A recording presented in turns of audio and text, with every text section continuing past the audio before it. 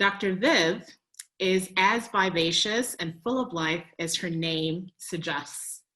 I can attest to that. She is a speaker, people builder, consultant, certified coach, and also trainer with two missions. The first is developing individuals, leaders, organizations, and communities that are more empathetic, well-being, and personal growth aware, so that we can reduce the prevalence of depression and stress-related issues and enable people and organizations to thrive. She is a chemical engineer by background with a PhD, and she's also a multiple award-winning researcher and ex-management consultant with a top UK-based consulting firm. She is an NLP certified life coach, a John Maxwell team leadership coach, a speaker and teacher, and podcast host of Reset with Dr. Viv, which is a podcast with a focus on self-rediscovery. Her second mission is helping people rebuild their self-image and confidence and get back on their goals after depression, trauma, or a major setback. She has been featured in numerous media outlets. This includes TV, radio, online, and print media. And she also writes for various blogs, including Thrive Global and Medium. She's an inspirational speaker, a singer, and a member of Toastmasters International, who understands how to connect with audiences on various levels. Dr. Viv, welcome. The floor is yours. Lade, for that beautiful introduction. And how is everyone doing? Like, just drop a few comments in the chat box. Let me know how you are doing. How is your day going? How is your day going? We're going to talk about this, but just let me know how your day is going. How your day is going. Good. Going good. Having a great time. Good. Okay, so let's get into it. My name is Dr. Vivian, but I'll be coming to that. And today, a bit about what I'll be covering. I'll be telling you a bit about myself, how I got into chemical engineering, sharing a bit about my journey, what an engineering degree gives you, because we're talking about STEM and engineering is a huge part of that. Talking about example fields you can go into with an engineering degree. So we're talking about STEM and the sort of fields that people can get into. And I'll be sharing a bit about what I have learned from life and changing paths. A bit about me. I'm Dr. Viv, as I already said, Vivian for full, Dr. Viv. I was born and raised in Nigeria many years ago. I moved to the UK as a teenager. I'm a chemical engineer by background with a PhD. I'm also a management consultant by background. I should add that I'm the first of 5 kids. So, that's me on the right-hand side, but you see me and my family on the left-hand side. It was actually quite interesting because, doing this and preparing for this made me go dig up pictures I didn't even realize I had. But that's me with my siblings when we're much younger, and me with my family, my siblings, my parents. I'm an NLP certified life coach. I'm also a John Maxwell team leadership coach. And then the interesting bit as well is that I am a trauma and depression survivor, which inspired my book, Shadows in the Mirror, The Many Faces of Depression. I am also the founder of the Reset Squad. I'm a speaker, I'm a teacher, I am a podcast host. But above all that, and I guess bringing that all together, I say I'm a people builder. I love to build people. I'm passionate about building people. And I have a focus in 2 parts. One is building empathetic well-being and personal growth aware leaders, workplaces, and societies, so that individuals, businesses, and societies can thrive better. I believe that when we can do this, it's possible to, prevent a lot of depression and stress-related issues that come about. And also, My other focus is in helping ambitious professionals overcome self-judgment, rebuild confidence, and make progress on their goals after trauma, depression, or a major setback. Let me know that I'm communicating. Let me know you guys are there. You're hearing me. So far, good, good, good, good, good, nice. Okay. Now, how did it all begin? How it all began. I always have to remember this, and I say this like, I think I was 13, 14 when I was told I won't cope with sciences, and I can't even blame them because my academic record at the time was quite poor. It was P's and F's. Like, no jokes. That was my report card, P's and F's. And, it got to that time where you have to decide if you're doing science or art or whatever. And obviously the African way, my dad wanted me to do sciences and be a medical doctor. And I remember he had come to the school and he had left. And I still remember being called into one of the offices of the teachers or the counselor at the time. And they said to me, your dad wants you to do this, but we have told him that you will not cope with sciences, that you can't cope with sciences. But well, if you do it, at least we've told you that, you will likely fail. So imagine telling that to a 13, 14, well, let's just take it a 13-and-a-half-year-old girl, right? But I believe that something woke up in me at that point. And somehow down the line started like in the sciences, waking up the sciences. And to be honest with you, when I reflect, I think my chemistry teacher had a big part to play in that. And with time, I had to accept that, okay, yeah, we're getting good. Maths and I, we're just good. But further maths, so physics, but, we got through them all somehow. But chemistry was the one that I really loved, and which is why I started saying, I want to go into chemical engineering. I like chemistry, and yeah, to be good, in the oil and gas field. Well, I thought chemical engineering was chemistry, but that was how I got into it. And obviously, I had to convince my parents about why I wouldn't do medicine, because blood and I were not very good friends. And so medicine, but that was how I got into chemical engineering. Said I wanted to do chemical engineering.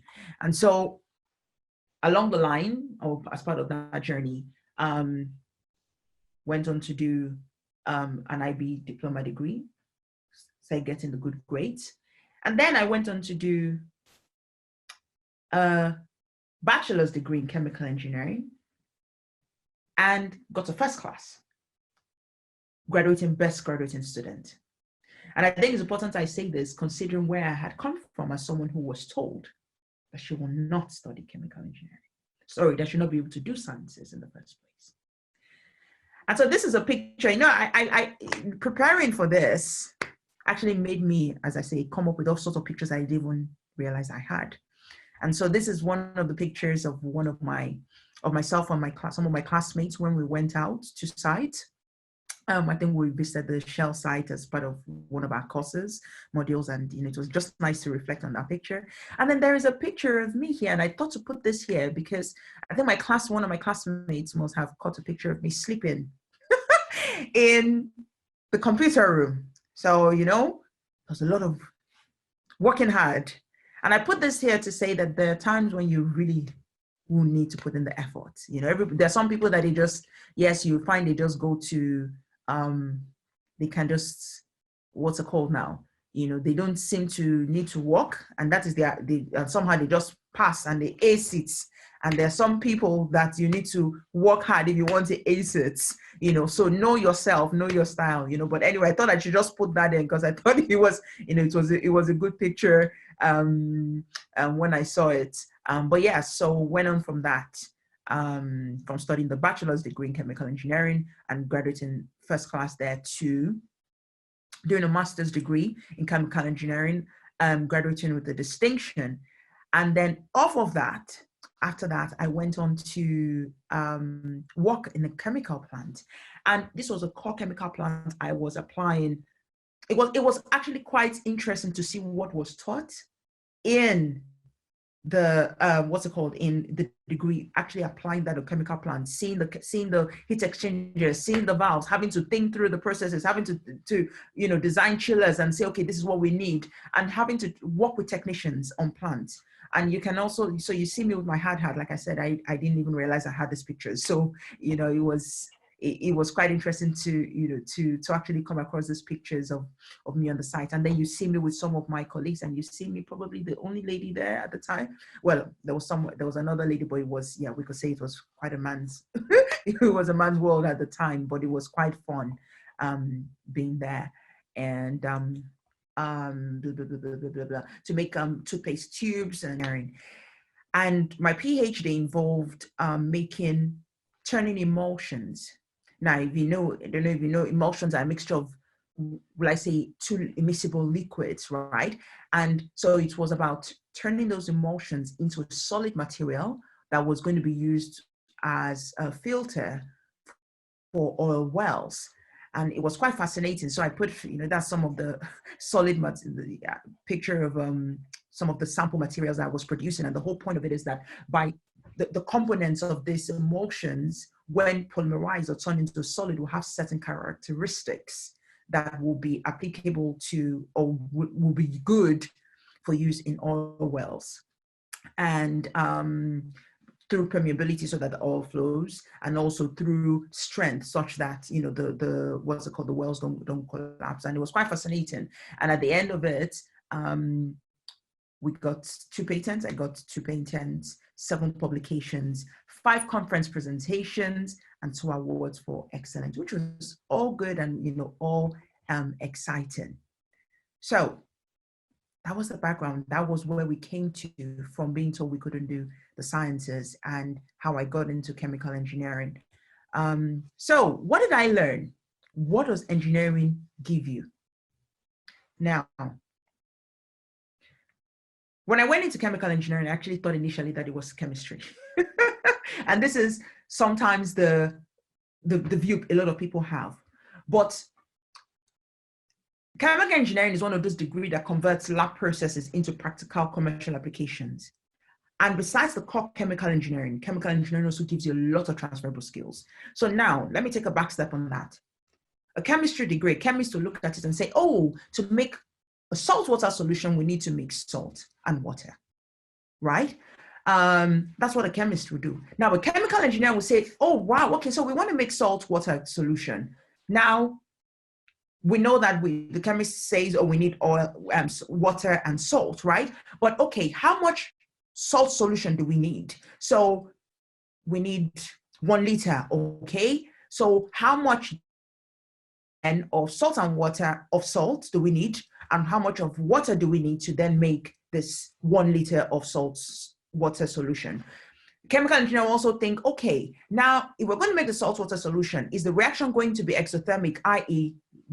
throughout heat, or is it going to be endothermic, i.e. in taking heat? And what do we need to think about the design if we're going to produce that?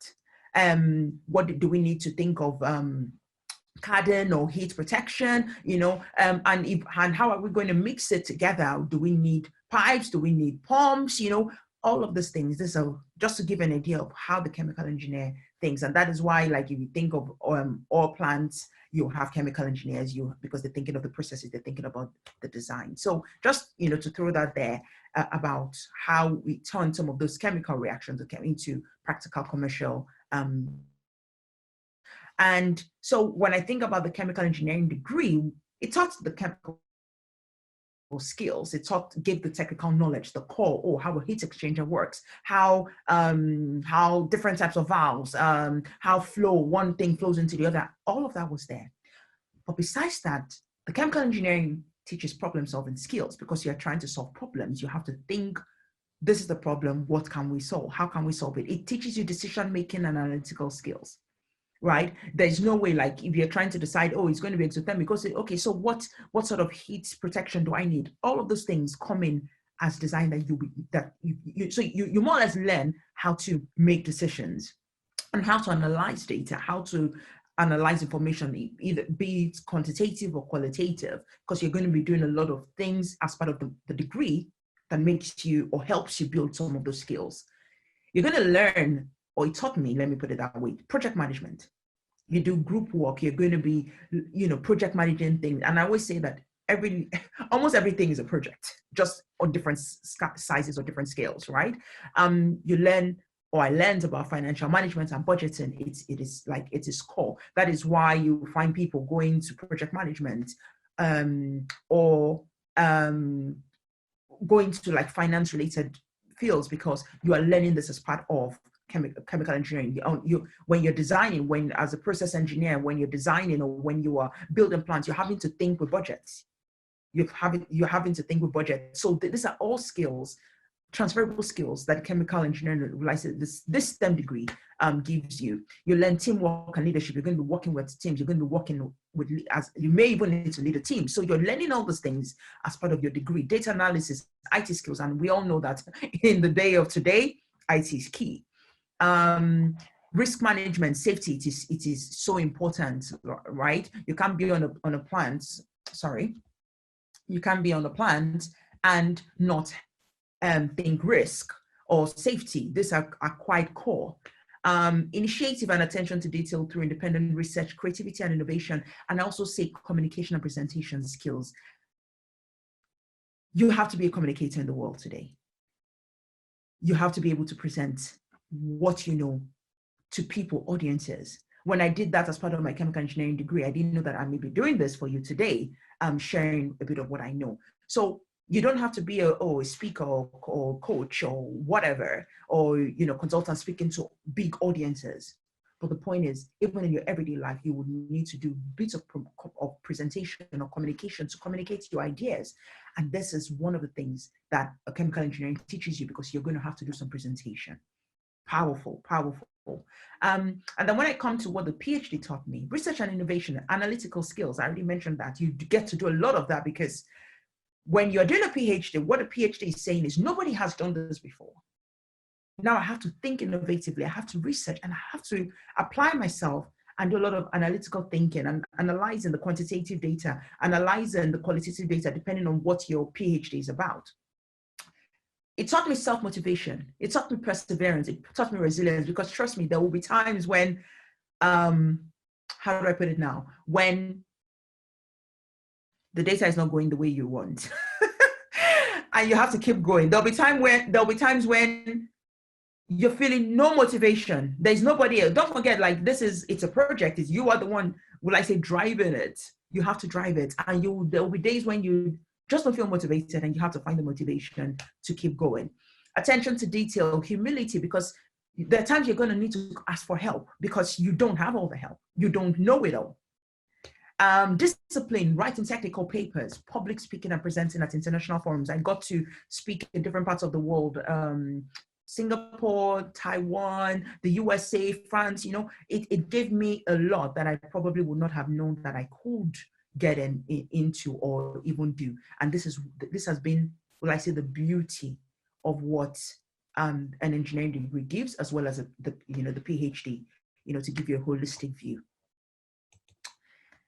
And the fact that I had the core technical skills and also had all these transferable skills meant that when the recession happened, I could apply myself to various areas beyond just core chemical engineering. And this is the beauty of an engineering degree. This is the beauty of a STEM degree, that it gives you so many skills that make you valuable.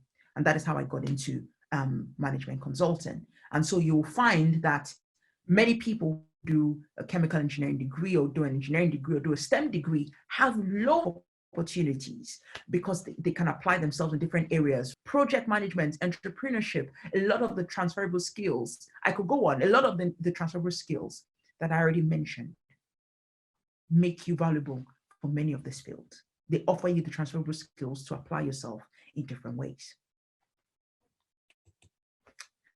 And so you see, in life and growing, the bit that I've realized is the importance of being flexible and staying resilient. As you grow up, you will learn something, you do the degree, and you see, oh, okay, I studied this, but maybe I'm not able to get into this right now, or I don't really want to do this anymore. But you find that you by being flexible and staying resilient, it's possible to apply yourself through the skills that you learn or the training that you received in doing the STEM degree in a variety of things, as I mentioned. Today, for example, I'm a coach, I'm a speaker, I'm a consultant, and a personal traumatic experience inspired my coaching path, but I see myself in two parts. There's science Vivian and there's creative Vivian.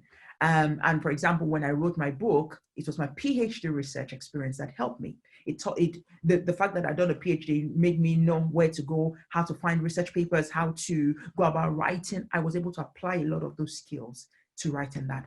And my STEM background helps my approach today with everything, building systems, building methods, building processes around the things that I do and around the work that I do.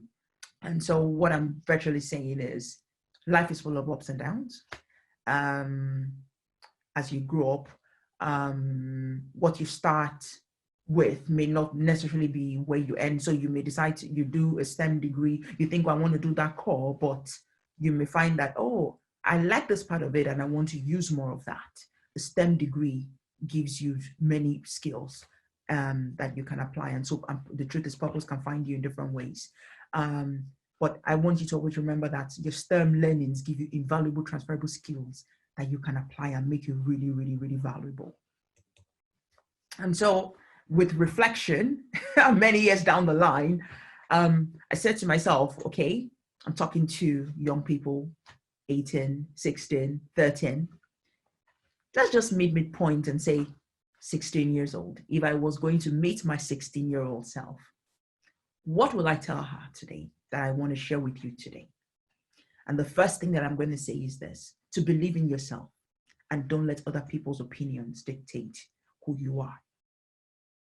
The truth is, when I reflect, yes, I may not be doing core chemical engineering today, but if I hadn't done chemical engineering, if I hadn't done STEM, if I hadn't done science, perhaps I would have lived my life believing that I could not cope with sciences because somebody told me that I couldn't do sciences. But there's something Les Brown says: other people's opinions of you do not have to become your reality. Believe in yourself. Maybe you're feeling, no, you're not being good with doing great with one particular course. You can always get better at it. You can put in the effort or seek help you need to get better at it. But don't let, oh, I didn't do well. Bear in mind, I was getting P's and F's. And I kid you not about that. So don't be discouraged. Put in the effort you can, that you can always get better.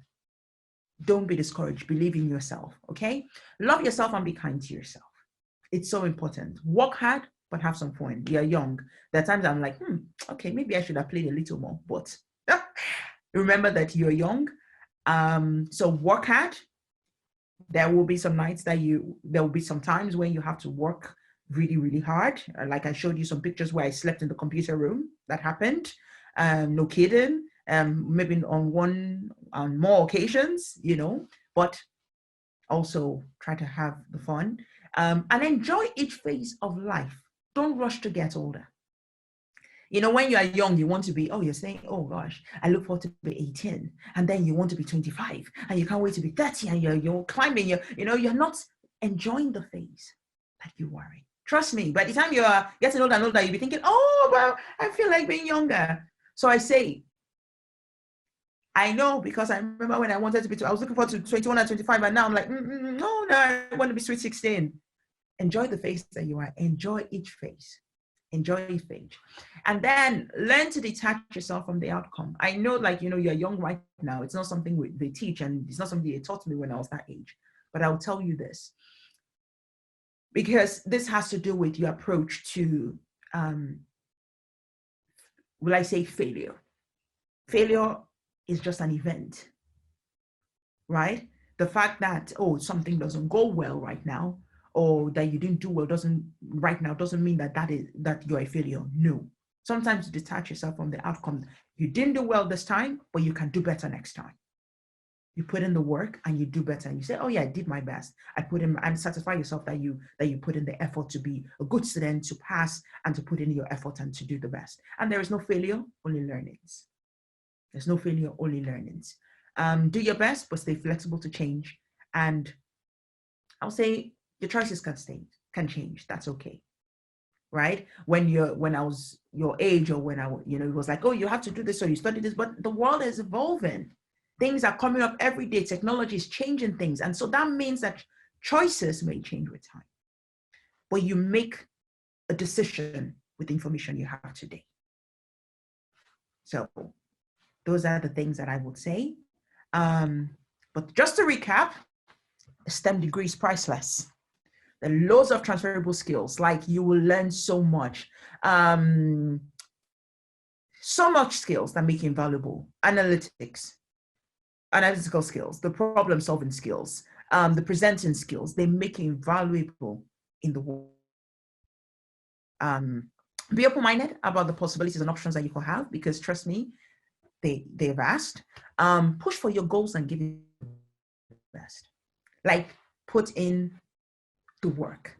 I will not tell you not to put in the work. I will tell you to be a hard worker. Though I say these days with balance, but push for your goals, give it your best. But again, as I mentioned, it's not the end of the world if things don't go the way you hoped initially. Put in the best, and then if you have to, try again, okay? But stay resilient to life's purpose and journey. An engineering degree can be a great launch pad for whatever career you want. As I mentioned, you'll be drawing on so many of the transferable skills that you have. And the skills you learn from a STEM degree abroad, as you grow, you'll be able to pinpoint maybe problems you are more passionate about than others. You can't be everywhere. Some people will finish a STEM degree and decide, oh, I want to solve the problems in oil and gas. Somebody else will say, no, I want to go into consultancy. Somebody else will say, no, actually, I want to solve the problems of health. Just like now with the pandemic, there are people in the health sector. There will be engineers and STEM people definitely in those sectors. So more or less, as you grow up, you'll find that the problems you want to solve may direct what the job you do. But those transferable skills make you valuable all around. And don't get hung up on, I studied this and I have to do this. That's something I had to free myself up in a way, personally, which is why I say that to you. A chemical engineer or degree, or do a certain degree, does not mean that, oh, it's the world if you don't get a job in that area, because things are changing in the world. And so, there's a need these days for, I'm not hard to find, and my book as well is on Amazon. So I'm quite accessible across the different platforms and via my website as well. Okay. And Q&A, I think we just about got there. We just about got there. Great. Thank you so much, Dr. Viv. Even though we had some technical issues, I think we did get some key messages. We have started to tweet about this, so you'll notice yourself tweeted or tagged when you get back online. So maybe if you stop sharing your screen so we can see you, all of you. There's already a couple of questions in the chat, and I'm gonna ask who's doing it, Serena, to facilitate the questions. So maybe we can have Melinda and Ayomide and whoever else unmute their microphones and ask their questions directly. So over to you, Serena. All right, thank you very much, Dr. Vivian. I think Melinda wrote her question on the chat box. She said, good afternoon, everyone. I'm Melinda, I'm 15 years old.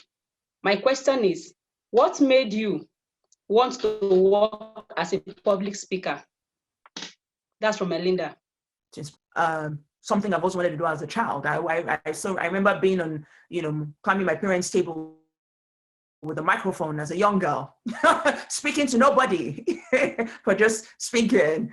So when I look back, I'm like, this thing has always been there. And, through the degree and the different things that I've been, that I've done, I've had the forums to speak and present, and, I sing. But for me, I just love the ability to be able to use my words to inspire others to greatness, to inspire people to become they can be, and to be able to use my voice where I may have needed help, or to be able to help others and become better. That I guess is a summary of it. And every one of us, will I say, will have to speak in some capacity at some point. So it's an important skill that can come in invaluable at any point, in our lives. But yes, so it's one of the things that I do among others. Tell me you can hear me okay? Yes, we can hear you. Okay, Thank you very much. good. Yes. So we have another question from Ayomide. He said, good afternoon. I'm Samuel Akinta. I'm 16 years old. My question is, what has been the most difficult training situation that you have had to deal with, and what did you do? Okay, let me go ahead with the question. I'm not the most difficult training situation. If I understand, I'm hoping that I understand the question. And I can see the second question with that is, what do you consider to be your strengths as a trainer? So the way I would respond to this is to say, in a leadership capacity, or when you're training people, what you're trying to do is to communicate, right? You're trying to educate people. You're trying to pass on a message to people and hoping that they can develop with it and use it or apply it in their lives. So one of the things that can happen is, if, for example, you're training and you've not understood your audience, or the message is not in alignment with the audience, or maybe they thought they were coming to learn A and you're teaching them B. That could be an issue. Or can you hear me okay? Yes, good. So, or you could have people sleeping in your session, which you don't want.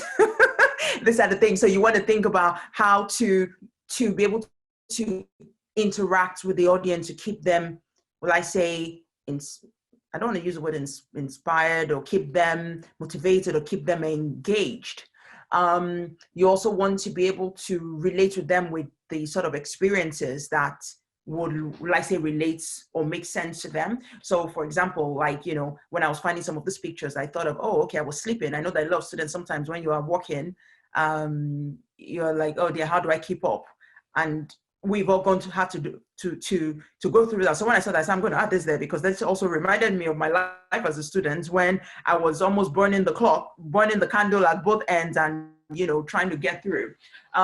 So you want to be able to, as a trainer, think of things that will relate to the audience you're trying to speak to.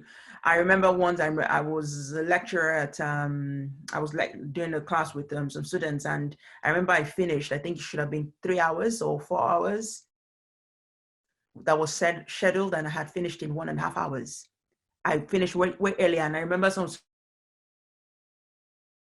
babies. I was like, what do you mean? Because some other person will come and start talking to us like, we were 2-year-olds, and so that really taught me, because sometimes people want you to relate to them in the way that they can understand, and things like that. So those are some of the things that come with training and speaking, and being able to just communicate or pass on the message. And you see what I've done now. I'll tell you this: the technical, the what's it called now? The technical issue is giving us issues. It's making me drop in and out. Old Vivian may have been panicked and all of that, but what do? We use it as a laughing situation. We lighten it up. That's one of the things, because if not, it's easy to get all panicked and flustered, and oh my God, I need this to be perfect, and it should be nice. It should have been nice if the internet was behaving. That's what we want. But sometimes you want to learn to be able to deal with the inconsistencies that come, and lighten it up so that you don't get stressed. I don't get stressed. We all don't get stressed. So that's just a tip for you to to throw out there as well. All right, thank you very much, Ma. Rahima, please ask your question. So unmute your mic and ask your question. Hi, I'm Rahma and I'm 16. My question is, what is your advice to students interested in studying chemical engineering? Hi, Rahma. Thanks for that. I would say it's chemical engineering is an amazing degree. I will, however, tell you at the same time, you know, when I went into chemical engineering, I was going in because I love chemistry. So the one thing I will say is chemical engineering and chemistry are two different subjects. That's just, you know, to remind. But I will say that chemical engineering is, I would encourage you to, if you want to. It will test you, but it will grow you. You will learn a lot and you will grow different skills. Some of the skills that I already mentioned, it gives you the fullness of it gives you a breadth of skills that make you invaluable. I will say that over and over again. It will give you the breadth of skills that make you invaluable. So if you want, you know, do what you need to do to get into schools. I don't know what the requirements are these days. Think about, okay, what do I need to be good at to get myself into chemical engineering? I think I shared earlier on that a lot of people look at me and say, physics and maths were not your strongest, but I got it. I just about got it, and I praised, like, I didn't lose my work. So yes, so as I was saying, the fee came by. So physics, chemistry, biology, and I say, like, not the chemistry, yes. Oh, I said, look, you know, but physics and other friends. Further maths, I ran away from it in my. it was not recorded on my studies at all because, you know, but I went through school well. So I am through you well. I did well in the degree. So it's just to remind you that the fact that you don't do so well at some point doesn't mean that you can do really well. But do what you need to do to get in, focus on the module, be good, work hard. Where can you study chemical engineering? What uni can you get? Look at yourself and say, well, okay, I want to study chemical engineering. Where do I hope to go into? Why am I want to? That's a question. To be honest with you, I said, if I'm honest with you, I often say that sometimes we think from here in forward. A lot of times we should be thinking from the future backwards to say, this is what I want to do, and this is what will take, this is what I need to do to get there, versus, oh, I'm studying now and then this is what I hope. What would you like to do? What do I need to do to get me to the end point? So I would say begin to think, what do I hope to do? I want with this chemical engineering degree. And look, study the chemical engineering, you think, oh, I'm not going to oil and gas, but it's also an area. I will say one of the things that can happen, I think, as I mentioned before, is you can have technical issues. That has happened.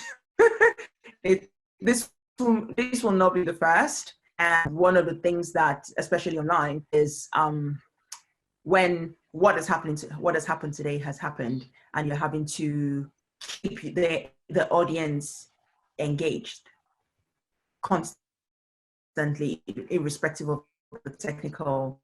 I remember once that had happened 4 or 5 times. I don't know how it's happened today, you know, and you just have to, again, lighten it up as I've done today. I think another thing that I had said before was around the ability to keep the audience engaged. Especially when you have people that are different and differing views and different, you can have someone being very, very outspoken, and you can have somebody else not being so outspoken, and somehow you want the mix of opinions and encourage them to speak. What would you have chosen instead? Your biggest achievement and why you are proud of it? Your biggest failure and what you learned? Wow, Melinda, that's a very powerful question. Who sent you to me? That's a very, very powerful question. If I didn't study chemical engineering, the honest truth is, like I said, I've got science Vivian and I've got creative Vivian. I actually wanted to study theater arts. I wanted to go into broadcasting. Which is why I'm saying, like, a lot of these things, even if I've done the chemical and done all of that, I find that those things or those desires, the speaking, the wanting to inspire people or help people, has always been there. So for that one, if I didn't study, I may likely have gone into one of those art areas, the theater arts, the broadcasting, and things like that. So today I'm hosting podcasts, so I'm still using some of those creative bits. But all the same, I'm thankful for the journey. And like I said to you, when I reflect, if I had maybe studied the theater arts, if I had studied something else, I would have grown up believing that I was not good enough to study sciences. So when I look at it, I wish I could go back to the guidance and counselor and say, hey, look at me. I know you said I was going to fail. I know I had the P's and the F's, but look,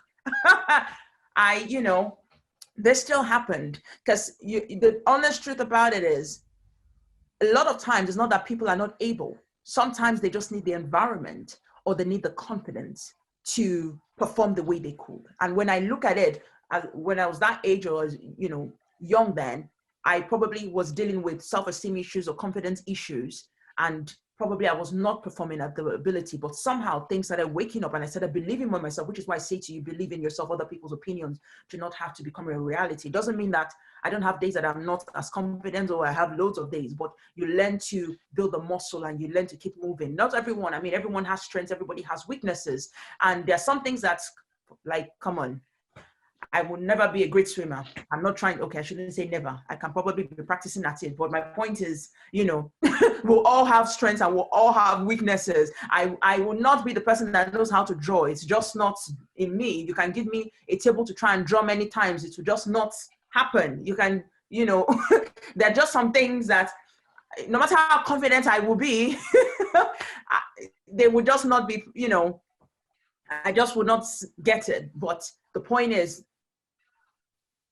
a lot of times people are able, but it's just the confidence that is the issue. So on that question, I'm thankful that I studied the chemical, because it showed me that indeed I had the ability. My biggest achievement and why I'm proud of it, that has changed over time. When I remember when I finished, you're top of the class, blah, blah, blah, blah, blah. That felt good, and you feel graduated again, and got it felt good. But when I look at it and my journey through life, I'm thankful to be alive. I'm thankful for how far I've come. That's the truth. When I went through my experience and wrote my book, that, if I'm honest, has become my biggest. Because at some point I didn't think that I will make it. I didn't think that I will be alive. So scrap all of that.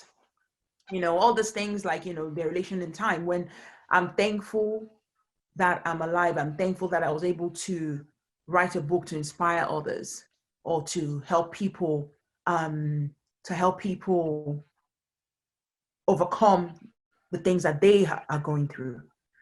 So if you ask me, that for me now, the fact that I'm alive and that I was able to turn something that could have taken me away into something for good, that for me right now is is something that I'm proud of. And thankful to be alive for. My biggest failure and what I have learned. Hi. Let me see.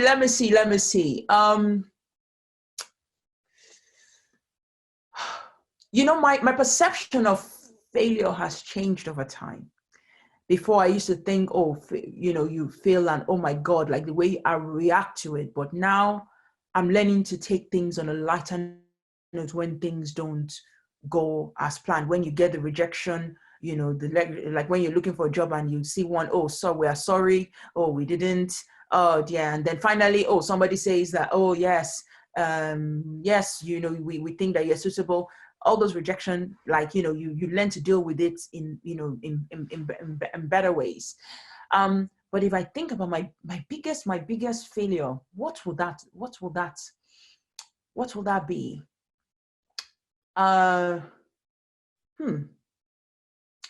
feel like that is a question I really, really need to think about, because there are many points that I have failed through. And when I think about it, even through my PhD, there were times that I just thought, oh my God, like this isn't, this is a mess. This is not going to work. And you find that, oh my God, you've got to try again, and you have to keep trying. Even at work, there were times that things were just not going the way you want, and you just realize, oh gosh, okay, I need to keep trying. I need to try again. So there will always be those. I'm not sure. I'm trying to pinpoint what that biggest failure will be, but I have had loads. And just as I said, I had P's and F's. I used to fail, but we came out again on the other, on the other side. And so it's we have the ups and downs through life. And when you're at this age, I say that to you because I wish that someone sat with me as a young girl to say, look, life is not always brrr. Life is this and that and this and that. But they don't often tell you that when you're young. And it's not to scare you right now, but life is this and that and this and that. And how you go through life is how you learn to navigate, is about your ability to navigate the ups and downs, the ups and downs. So I'm preparing your mind that it's not always smooth like this. Life is this and that, and you grow through it, you mature. And if I'm honest with you, a lot of my maturity, a lot of my growing happened not when everything was going so well. A lot of the growth and a lot of the maturing happens when things are not going so well, because those are the things that test you. Those are the things that grow you. Those are the things that build resilience. Those are the things that build maturity. Those are the things that teach you that you are able. So hopefully I was able to answer that $1 million question there. Yes, ma. Thank you, ma. Thank you very much, ma. One other question from Moses Ayomide. I already answered that. Oh. There's another one above. I think. Yeah. Can you read that question about the non-STEM field student? Can you ask your question? Okay, yeah, there's a question from Ayomide. He said, my question is, how can a non-STEM field student explore career option in STEM? That's from Ayomide. Are you online? Moses Ayomide. This is another very, very, very powerful, very, very, very, very, very, very, very powerful question. And again, I'm not a career, how do I put it now? Expert in that, but what I'm going to say is this: just the same way that STEM gives you certain skills, is I'm sure that there are skills as well that a non-STEM field will give you, depending on what it is that you studied. I can't speak loudly on that because I'm a STEM. But having said that, when you think about it, even in an organization, with my STEM, I did the project management. These days, there are courses and short courses that people do for a lot of things, right? And the honest truth is, when I think about, things have changed so much that when it was my time, when I was, your age, you had to study this and go into, go a certain path, go into uni and study that thing. These days now, online has made many things accessible to people, that people can just even focus on one thing and get into certain fields. And that's the thing. But obviously there are certain careers that you can't, for somebody that wants to go into medicine, for example, you can't just wake up and decide to be a doctor. Nobody wants a quick kind of doctor. There are some things that you have to go the proper way to be fully licensed and the likes. But on that, in organizations, there are different routes and different career paths, different opportunities. Even within oil and gas, I can go in as a chemical engineer. Somebody else will go in as a project management manager. Somebody can go in as head of HR. Someone can go in as different things, you know, and they can have different degrees. So it's about knowing where your skill set fits in, knowing what you can do, what are my options with what I have in my hand, and being able to, and if when you don't know, maybe speaking with a career advisor to say, okay, what are my options? How do I get in? Okay, thank you very much. I think, Moses, I hope that answers your question. We have another question from, I don't know if Rahima is still online. Do you have the question? Maybe you can read it. I think, unfortunately, we need to, this is still a global issue. We need to solve internet access. Yeah, we do. Ladi, are you volunteering yourself for the task? That's why we're training the future technologists and engineers. And you know, women are problem solvers. So these are people who are gonna fix this for us. Serena, do you have the question, or Yes, should we? Yes, I have the question. What are the STEM fields that you think we need to focus on in Nigeria? STEM fields that we think. Wow. Definitely engineering is important. We need, you know, infrastructure, oil and gas space. I mean, the world the world and areas, interest are moving on the developing world. I would say that right now, more of the focus is not so much oil and gas right now as it is alternative sources of energy and the likes. But I know that in Nigeria, that is a resource that we have. And so the engineering, the chemical engineering, the mechanical, the civil, they're all quite valuable. Medical field, I think, is very key.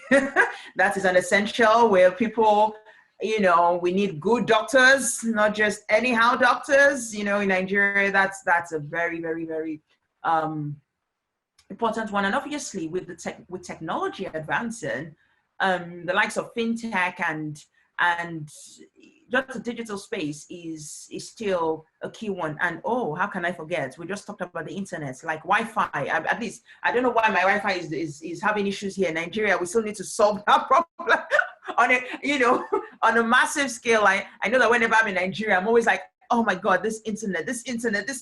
So that, you know, there are the IT. There's definitely the IT space that still needs to be touched on, and so there's all these opportunities that are there to be there are all these opportunities that are there. But you know, the way I say this is, what is the problem and what is needed to solve the problem?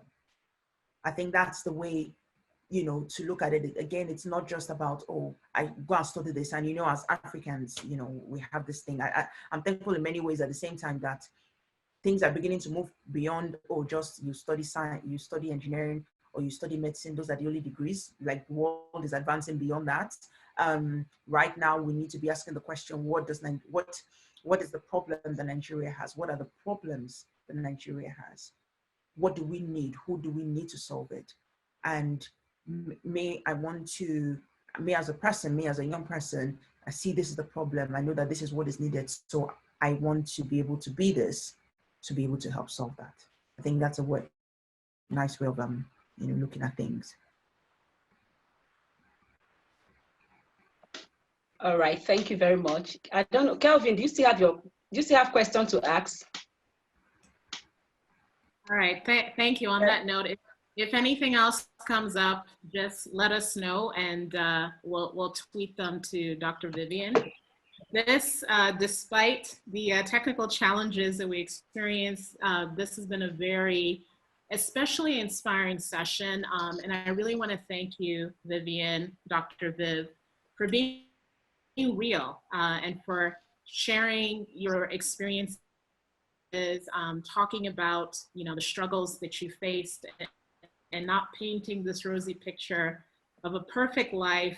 We really appreciate it. I think it's really important for students to hear that you can still be very successful even if you have issues along the way. And everybody has challenges in life. And I don't think we talk enough about how we face and overcome these challenges. So personally, you know, I'm very grateful to you for sharing this. And I've actually written down your book. I'm going to order it on Amazon today. I don't know how long it'll take because of COVID, but as soon as I get it, I will tweet a photo. And I look forward to reading it. And, you know, just thank you again for making yourself available and for your time. We really appreciate it. And I know these students are definitely very inspired. We're also going to share the video on social media so that those who couldn't connect will be able to watch it. So just know that you have touched and reached many more people than are currently logged into this call. So thank you very much. It's been an absolute pleasure to have you.